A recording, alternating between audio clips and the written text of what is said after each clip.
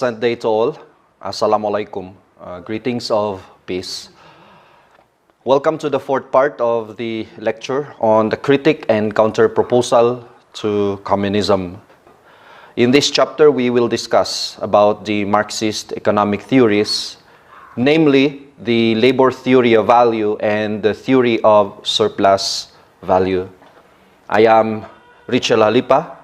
It is my pleasure to be your presenter for today.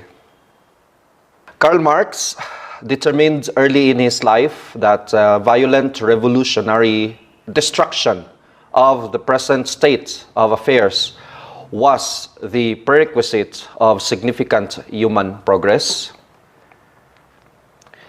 So by 1844, Karl Marx began to advocate the philosophy of communism as the solution to alienation, that is, the positive abolition of private property, and therefore the real appropriation of the human essence by and for man. Das Kapital is a critique of political economy, which was published in 1867, 85, and 94 respectively. It was published as philosophical weapon capable of rousing anger and intensifying resentment to the point of instability. This manuscript contains the labor theory of value and the theory of surplus value. For Karl Marx, capitalism was a stage in the development of history of class struggles. Here, two major classes struggle against one another, the workers and the capitalist. As you can see, according to Karl Marx, the laborers invest labor to produce the product. The capitalist contribute so little through his capital. The lion's share of the profit mostly goes to the capitalist, while the laborers received a tiny portion called wage. According to Karl Marx, private property is the cause of all alienation. Therefore, Marx concluded the following. In this sense, the theory of the communist may be summed up in a single sentence: the abolition of private property. An example is you can't own a farm, a home, or other things. First, let us discuss the labor theory of value. The labor theory of value is a theory of value that argues that the economic value of a goods or service is determined by the total amount of socially necessary labor required to produce it. Here we will discuss the labor theory of value based on the version of Karl Marx. According to Karl Marx, commodity is the basic unit of the capitalist economic structure. Commodity in capitalism is produced for the profit rather than consumption. Marx determined that there are two ways to determine the value of a commodity. First is the use value generated by useful labor, but this, according to Marx, does not embody a social relation. So Marx proposes the exchange value resulting from generic abstract labor, regardless of specifics. For example, for Karl Marx, if the production of a pen requires a cumulative of 1 hour of labor to make, then the value of a pen is 1 labor hour. And if the production of a mug is equal to the value of 2 abstract labor hours, then the value is 2 hours of labor time. So therefore, 2 pens is equal to the value of 1 mug. So therefore, the price or the value can be set according to the amount of labor hours. So here, Karl Marx defined that the value of any commodity is based on labor hours. According to Marx, commodity value is determined in the production process and not in the market. However, setting all the prices or exchange value on the system of labor hours is inconsiderate to the value of skills, expertise, and abilities. So in order to salvage the labor theory of value, Marx introduced the conversion of labor hours. For example, the watch, as we may see, it requires a complex skill to make. However, a gravel requires a simple, unskilled labor hour. Let's say both of them requires 5 hours to make. Karl Marx explained that to solve this problem is 1 useful hour in making a watch is equal to, let's say, 10 abstract hours. If 1 abstract labor hour equals to $1, then we may say that the value of watch can be equal to $50 or 50 abstract labor hours. However, the gravel, since it requires simple unskilled labor hour, 1 useful labor hour is equal to 1 abstract hour. So therefore, it requires 5 abstract labor hours as the value. Therefore, the value of a gravel is 5 abstract labor hours, or we may say $5. So this solves the problem according to Karl Marx. Now, let us begin the critique of the labor theory of value. The truth is, the abstract labor hours cannot be determined prior to exchange. This is the reality. Especially in the Soviet Union, the labor hours are calculated from the prices. And prices are determined in the market. Here, let's say in the market, the producer and the consumer meet. And the center of their relationship is the commodity. So, they are interested in the use value of the commodity. Both parties have different perspective on use value of the commodity. The consumer is interested on the usefulness, while the producer, is interested on the profitability of the commodity. Therefore, the use value is the essence of commodity value. The price setting process does not directly involve a calculation of labor hours. The final price can only be determined in the market, and the profit is not automatic. Marx was so ignorant to think that profit is automatic. Hence, to set a fixed price based on labor is plainly foolish. For any product or commodity, the price will depend on the dynamics of supply and demand.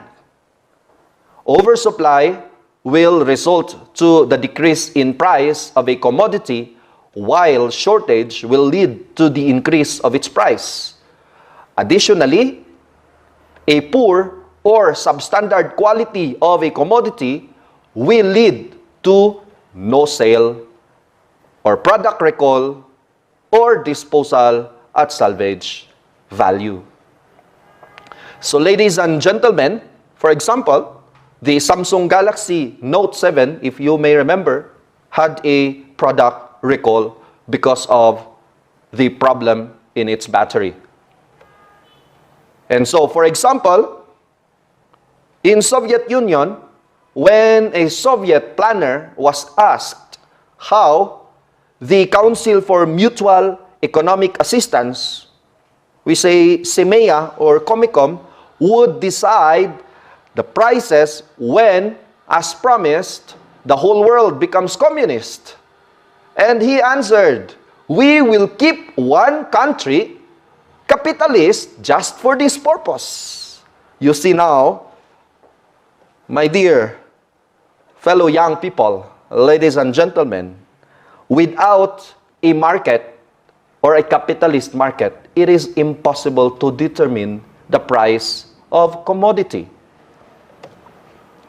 So why did Marx burden himself with a theory rejected since the time by almost all economists?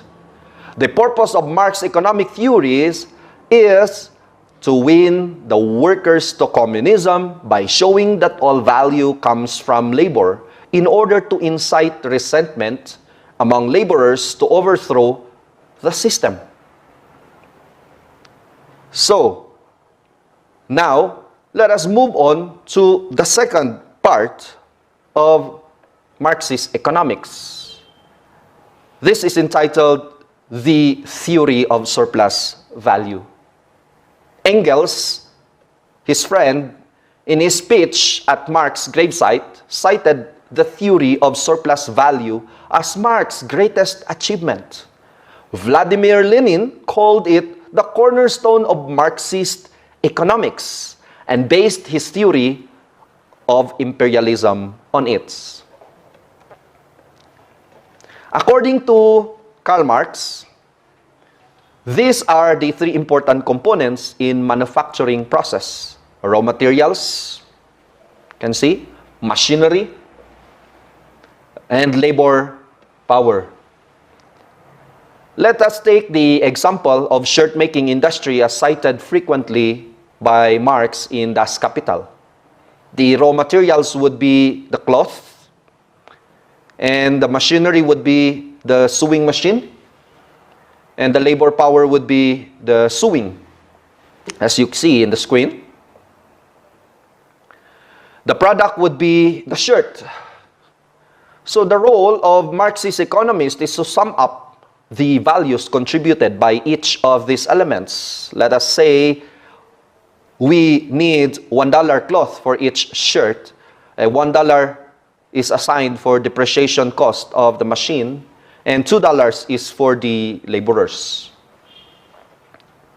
Finally, the capitalist sells the shirt for $7 in the market. Now, a Marxist would ask, where does the $3 surplus value come from? And a Marxist economist would conclude that the raw materials has a fixed value, is not variable. The machinery is also fixed. Therefore, the only variable value is the labor power. Therefore, the surplus value comes from labor power. Marx explained that the first half of the working day is enough for the laborer's subsistence, while the second half of the working day is called a surplus labor hours. As you can see here, laborers, for example, are paid for only $2 a day, represented as necessary wage, but the $3 surplus wage is taken away by the capitalist. Marx's assumption is that the surplus labor value is stolen by the capitalist. So the total $5 supposed to be received by the laborer. However, only $2 is received by the laborer. Therefore, the $3, we may say, has been stolen by the capitalist from the laborer. Here, Marx would explain that the capitalist would always purchase the labor power at a smaller amount and sell it at a higher amount. According to Marx, the surplus labor value is stolen by the capitalist. The profit never goes to the laborer, but to the capitalist. The hardworking laborer is always exploited, while the capitalist is driven to exploit. Therefore, profit is evil according to Marx, and private property must be abolished. Marx's call to action is for the workers of the world to unite. He calls for a revolution to overthrow the capitalistic system. Marxism was a success as a political propaganda, but resulted to a total failure as an economic system. Now, let us begin our three-point critique of the theory of surplus value. Ladies and gentlemen, number one, Karl Marx's theory of surplus value is oversimplified. Pragmatically speaking, in order to calculate the cost of manufacturing a product, various factors are involved, such as the materials, labor, the overhead, the administrative cost, the operational cost, and other financial cost.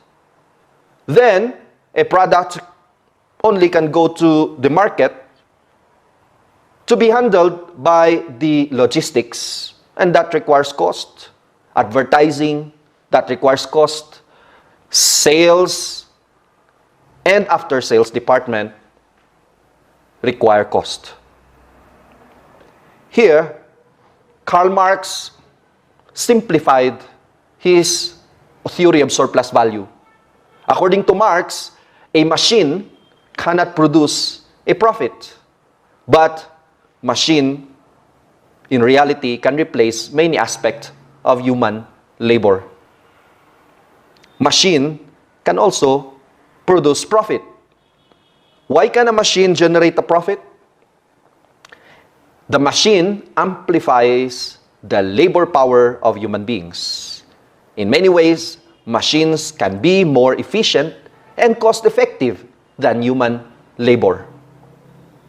We may say the human power can be replaced by machine power. In an example, with advanced machineries, a farm owner can hire much lesser worker or laborer. The same goes with any automated assembly or manufacturing plant. Or supercomputing machines amplify the thinking power of human beings. Computer can store larger amount of data, process faster, and execute with more accuracy and consistency. Number two, Karl Marx's theory of surplus value is unrealistic. Speaking pragmatically, Marxist economics is not feasible anywhere because it goes against the fundamental laws of economics. Marx condemned capitalism. He said that profit is evil and a crime because profit allows capitalists to exploit the laborers. He exalted socialism and predicted the coming of communism. However, for any economic development to appear, capital is fundamentally required. Banning capitalism required the state to provide the necessary capital, and this resulted to crony capitalism. When Marxist economic policies were implemented in the USSR, the result was confusing, slow, inefficient, since the plans for production, distribution, pricing, and consumption were decided by the state. The result was an economic disaster. The reason for this is the inefficiency and failure of the central planners to meet the needs of the consumers. The production process is thus insulated from the desires and needs of the consumers. The result was a total failure as an economic system in the USSR and other communist countries. In China, under Mao Zedong, the Great Leap Forward, a program by the government, resulted in the tens of millions of deaths, with estimates ranging between 55 million deaths, making the Great Chinese Famine the largest in human history. Ladies and gentlemen, the great leap forward became the Great Chinese Famine. After the death of Mao, Deng Xiaoping, known as the architect of modern China, quoted the old proverb, "It doesn't matter whether a cat is black or white. If it catches mice, it is a good cat." The point was that capitalistic methods worked. And because of this, when Deng Xiaoping opened and liberalized the economy, in just a few years, they worked wonders as the world watched in amazement. China developed after embracing capitalism. Marx said that profit is evil. However, profit is a reward for people who increase social wealth by using their creativity. Profit is good, but it must be shared fairly to all who contributed. The crime of the capitalist is the failure to give a fair share of profit to all those who deserve it. This unfair policy often leads to resentment and is a fertile ground for communism. Profit is good if it is shared fairly. Yes, it motivates creativity and hard work. Finally, Karl Marx's theory of surplus value is incomplete. From each according to his ability, to each according to his needs. These are the poetic words of Karl Marx. However, these words are incomplete. How can we determine each person's ability and needs? Who can determine everyone's ability or needs? First, the Creator surely knows about this, but this is only known to Him. Therefore, such decisions are safe to be left to each person to decide. However, such decisions are made by the communist state. And in a communist system, the state determines every person's abilities and needs. This goes against human nature. The desire to receive for the purpose of self-improvement and the desire to contribute and achieve through one's creativity. These desires are generally crushed in such a system.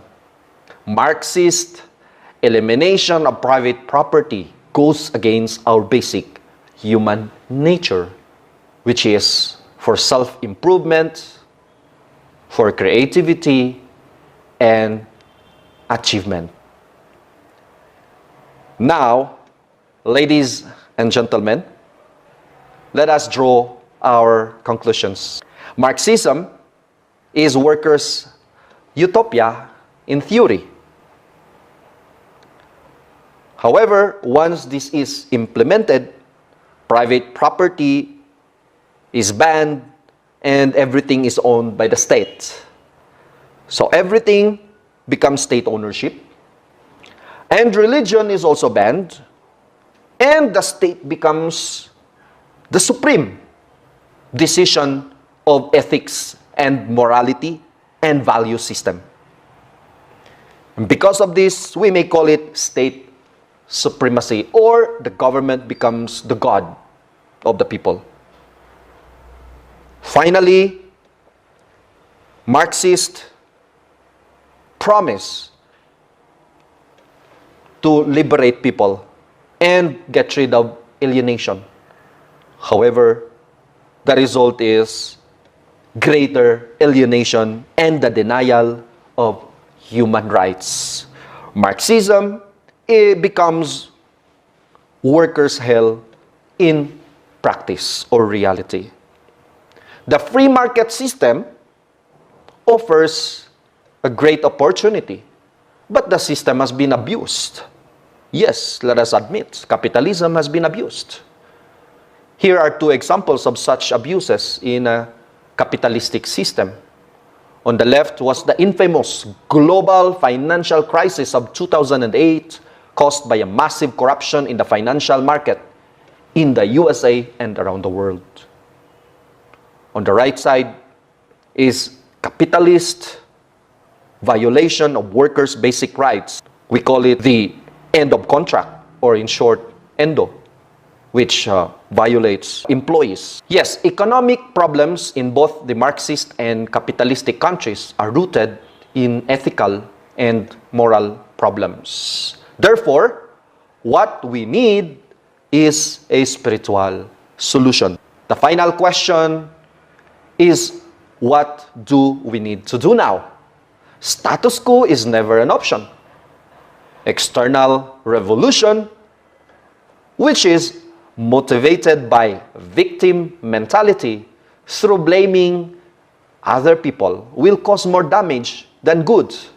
Therefore, right here, right now, we need to begin the internal revolution by strengthening our patriotic mentality, by taking responsibility, by becoming a responsible child, a responsible student, a responsible steward or manager, a responsible neighbor, and a responsible citizen. This is called the revolution of character. Ladies and gentlemen, as we have mentioned earlier, the base of societies and nations are the moral values. Where people pursue the desires of the body more than the mind, the result is selfishness, leading to personal confusion and decline.